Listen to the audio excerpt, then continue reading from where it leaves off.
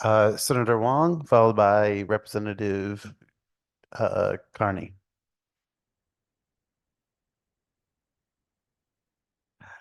Thank you, Mr. Chair. I think it's important. I do agree that this legislative body supports the restoration of Shoreline East. I think we were all disappointed and befuddled by this. But I would also add furthermore that every one of our transit lines deserves to be supported.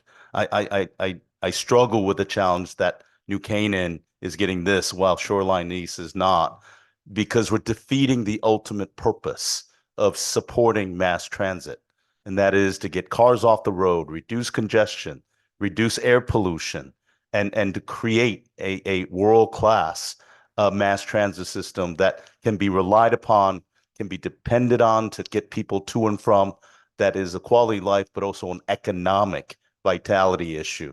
So for me, I struggle with this whole process in regards that we devastated Shoreline East.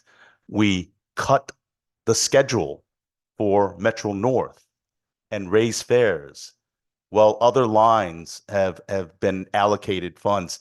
The picking winners and losers defeats the ultimate purpose of mass transit as a whole. And I know there was a concern and conversation in regards to budgetary concerns.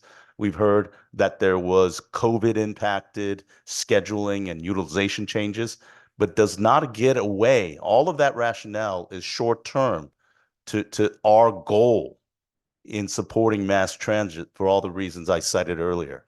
So I would offer that we're going to do our darndest to revitalize Shoreline East. We want to engage the communications and the mission to supporting mass transit to get cars off the road and reduce climate change, air pollution concerns.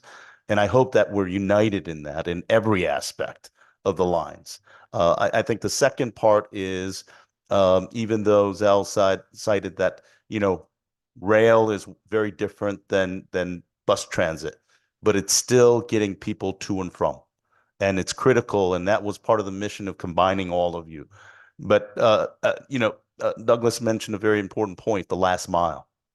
I think I don't know what you vision your role in regards to the commuter council to look at the last mile.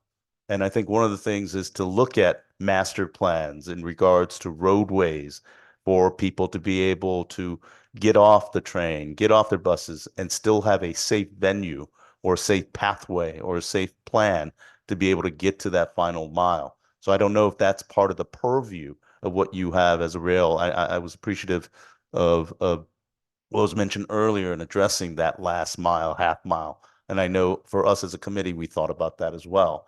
But I think the last thing I want to leave on this is the fact that um, communications and respect for the role that you have.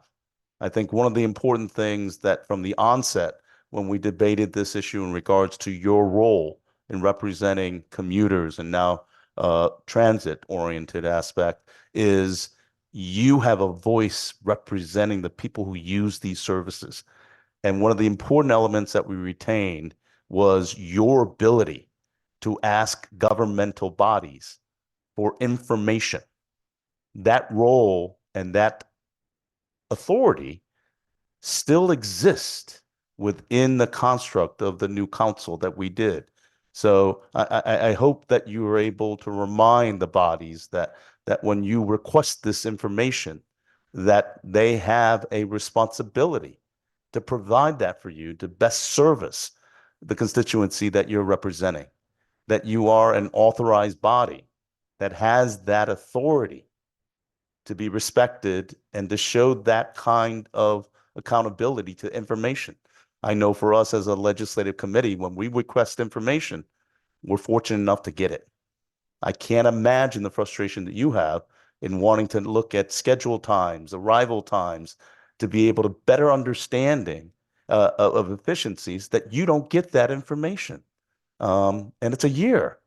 It's a year. So I don't understand it unless something has changed in regards to the authority that has been authorized to you, you're not being heard and your mandate is not being fulfilled. So I wanted to just simply raise that. Unless the rules have changed, you have that authority. We have not taken that away. So on a final note, I think as we have been lucky enough to have the equipment and the technology with Zoom and other members to be able to participate and get this important information, could any of the members provide, when was talked about Zoom technology, to afford many of your all of your volunteer members that have full-time jobs to be able to actively participate and fully engage in your meetings? What would that cost? What would that cost from a standpoint of $20,000, $30,000, 50, to be able to make a grant request? I ask that of you to be able, I know it's critical, but unless we know what you need, it's just a number out there. So thank you for allowing me these questions, and thank you, Mr. Chair. Thank you very much. And Senator Wang, I think definitely think New Canaan should be at 100%. I didn't mean to imply that I didn't think they should be. Excellent. And now